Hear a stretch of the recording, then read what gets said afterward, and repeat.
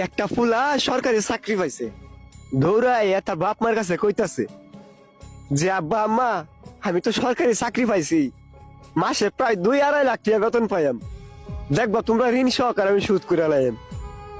এই কথাটা কইতেই বাবা মা একে অপর থাকাইয়া একটু মুস্কি হাসি দিল। তখন ফুলাই কইতাছে কি গো তোমরা হাসলা কেন? না বাবা এমনিতেই হাসি। আচ্ছা তুই যেহেতু আমাদের ঋণ সুদই করতে চাইতেছস, আজকে রাইটটা যদি তুই আমরা সাথে থাকতে পারস তাহলে তোর ঋণ সুদ হয়ে দেব। পরে ফুলাই কইতাছে কি কই এইটা কোনো ব্যাপার হইলো? আচ্ছা ঠিক আছে আজকে রাইতে তোমরা লোক আমি ঘুমাইম। পরে দিন পার হয়ে রাইত হইলো, ফুলাই গিয়া তার বাপ মার সাথে শুইলা ফুলাই ঘুমাইয়া গেছে, কিন্তু বাপ মাই ঘুমাই নাই। ফুলারা ঘুমাইতে তুললে বাপে ডাকতাছে যে বাজান ওই বাজান উঠ না, বাজান ওই বাজান উঠ না। পরে উঠছে, বুঝতেছে কি হয়েছে আমার ডাকতাছে কেন লাগে, যে বাবা আমার 1 গ্লাস পানি খাওয়াইবি। এইটা কইতে ফুলা কইতাছে কিতা কই তুমি শোয়ার আগে 1 গ্লাস পানি লইয়া শুইতাল্লা না, 1 গ্লাস পানি লাগে আমার ডাউন লাগে।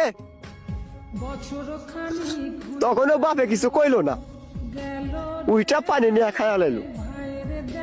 আবার পোলা ঘুমায়া গেল। এর কিছুক্ষণ পরে দেয়া আবার ডাকতাছে ফুলারে, বাজান ওই বাজান উঠ না, আমি একটু টয়লেটে যাবো।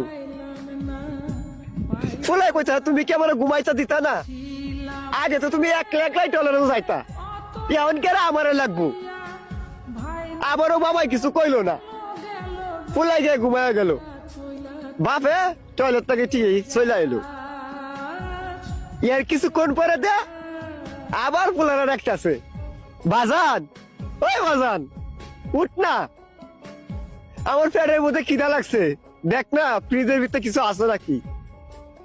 ফুলাই কইতেছে তুমি কে লয়ে লয়ে খাও গা, আমি ভাবতাম না তোমার দিতাম, আমি ঘুমাইতেছি একটু বাজাতে টাহকের লাগিয়া।